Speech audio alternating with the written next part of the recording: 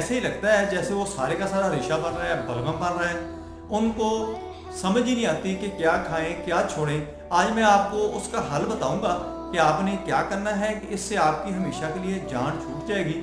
ये आपको तंग नहीं करेगा। जो भी आप खाएंगे आपका निज़ामी हज़म भी ठीक रहेगा और आपके जिस्म के अंदर जो रेशा बलगम बनती है वो भी ख़त्म हो जाएगी। वो बहुत ही आम सी चीज़ें, घर की चीज़ें हैं, वो आपने लेनी है और घर में ही इस्तेमाल कर लेनी है। किसी डॉक्टर के पास जाने की, किसी टेस्ट कराने की ज़रूरत नहीं है आपको। आप खुद ही इसका इलाज कर सकते हैं। सबसे पहले तो आपने ये देखना है कि अगर आपको खांसी है, नज़ला है, बलगम है, उसके साथ आपको चेस्ट के अंदर कोई दर्द तो नहीं हो रही, या उसके साथ कोई खून वगैरह तो नहीं शामिल हो रहा, या आपको 6 हफ्ते से ज़्यादा तो ये मसला नहीं बन चुका कि खुदा न खास्ता ये टीबी या कैंसर की तरफ ना चला जाए। ये चीज़ें आपने देखनी है। अगर खुदा न खास्ता ऐसा है तो फिर आपने टेस्ट ज़रूर करवाने हैं। अगर आपको नॉर्मल सा मसला है, जैसे सिगरेट पीने वाले बंदे